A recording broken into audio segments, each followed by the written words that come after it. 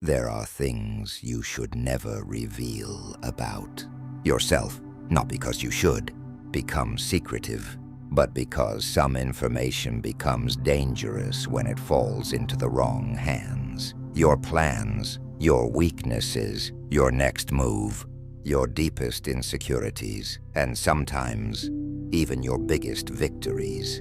The strange part is that we are taught to believe. Honesty means telling everyone everything, but the Stoics understood a different kind of honesty. You can be honest without being completely exposed. Marcus Aurelius lived surrounded by people who wanted access to him. Senators wanted influence. Generals wanted approval. Rivals wanted information. Even people close to the emperor could have political motives. He learned that not every thought needed to become a public statement. Not every plan needed an audience. Not every emotion needed to be displayed. And that principle still matters today, because the moment you reveal something personal, you lose control over how someone interprets it, repeats it, or uses it. The first thing you should be careful about revealing is your next major move. You have a new business idea. You're planning to leave your job. You're preparing for a major change. You're working toward a personal goal. And suddenly, you tell everyone. At first, it feels good. People congratulate you. They ask questions. You feel motivated. But something subtle happens. Your private goal becomes a public expectation. Now you're not only trying to achieve it, you're trying to prove that you are right to announce it. Modern psychology has explored something fascinating about publicly declaring goals.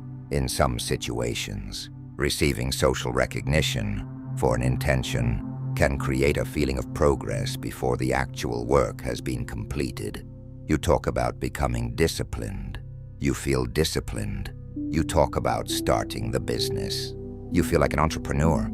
You announce the transformation before doing the difficult part. The brain receives a small reward for the identity you're describing, and sometimes that reward reduces the urgency to actually build it.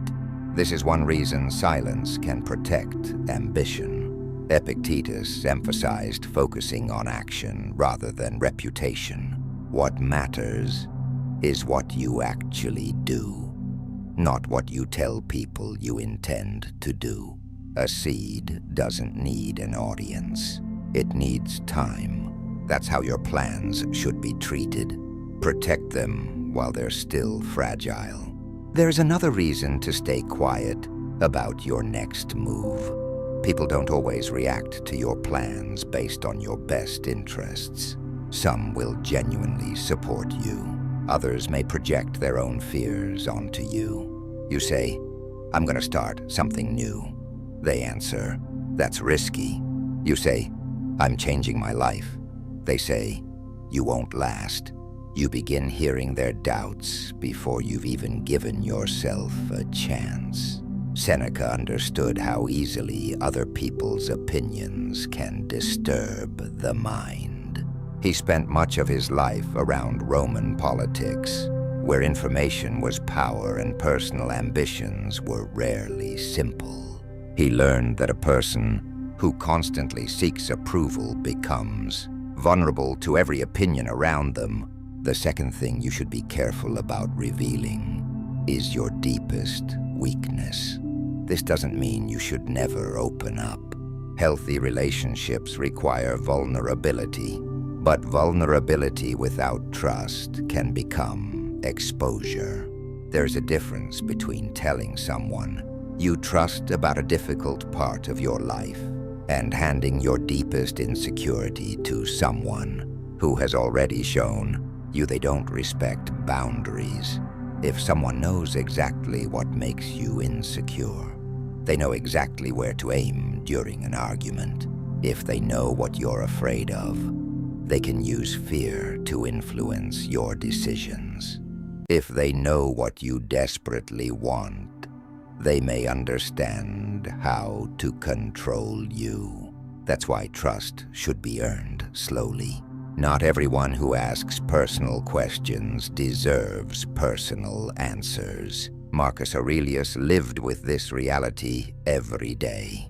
As emperor, he couldn't afford to assume that everyone around him had pure motives. He needed people, but he also needed judgment. That balance is important. You don't have to become suspicious of everyone. You simply need to stop confusing friendliness with trust. A person can be pleasant and still be unsafe with your secrets. A person can know you for years and still not deserve access to every part of you. Trust isn't measured by how long someone has been around. It's measured by what they do with the information you give them. And this leads to a deeper Stoic lesson. Your private life doesn't need public approval. Your goals don't need constant announcement. Your pain doesn't need to become entertainment. Your weaknesses don't need to become everyone's knowledge. There is power in keeping certain parts of your life sacred. Because when everything about you becomes public, you leave yourself with nowhere private to recover. Seneca understood the value of solitude. Marcus Aurelius wrote privately to himself. Epictetus taught students to focus on character rather than appearance. None of them needed the entire world to know what was happening inside their minds. Perhaps that's something we have forgotten. Not everything meaningful needs to be shared. Some things become stronger when they're protected, and sometimes the most powerful person in the room is not the one talking about everything they're going to do. It's the one quietly doing the work.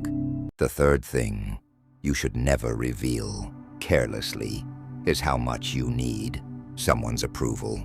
This is one of the easiest weaknesses for another person to discover. You start asking, did I do the right thing? Then, do you think they like me? Then, what do you think I should do? There's nothing wrong with seeking advice. The danger begins when you stop trusting your own judgment. Because once someone realizes you desperately need their approval, they don't have to control you directly. They only have to threaten to withdraw it. You change your decision. You apologize when you did nothing wrong. You accept treatment you would normally reject. You become afraid to disappoint them. Epictetus understood that dependence on external approval makes a person fragile. If your peace depends on another person's opinion, then your peace is no longer completely yours. You don't need everyone to understand your choices. You need to understand why you're making them. That doesn't mean becoming stubborn. A strong person can listen to criticism without becoming controlled by it. If someone points out a real mistake, learn from it. If they disagree with your decision, consider their reasoning. But after you've listened, make your own judgment. The fourth thing you should never reveal carelessly is your every emotional reaction. This is especially important when dealing with manipulative people.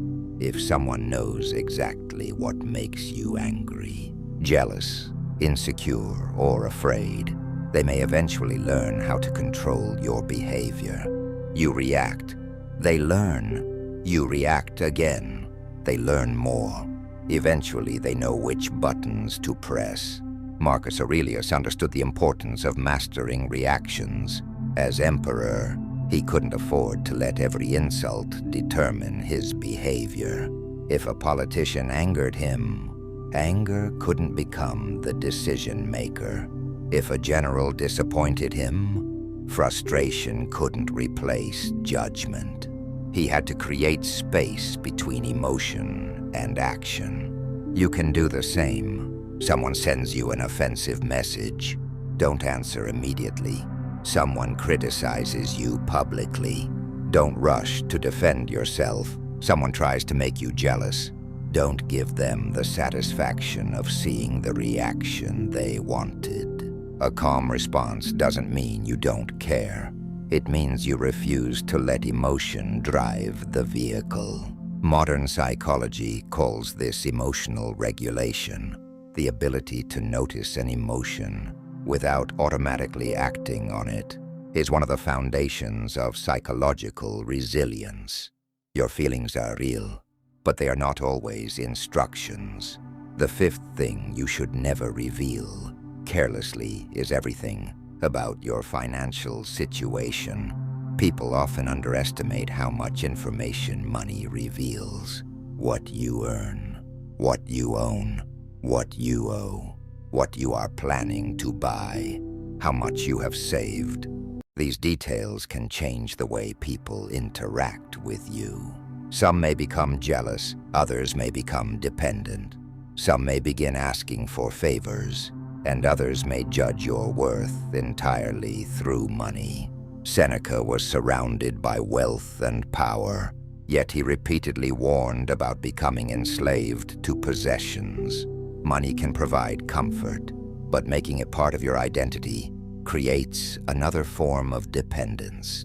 The goal isn't to hide your success out of shame. It's to stop using success as a performance. You don't need to prove that you're doing well. You don't need to make everyone aware of what you have. Let your life speak for itself. There is another kind of information that deserves protection: your deepest pain. Not everyone deserves the story behind your scars.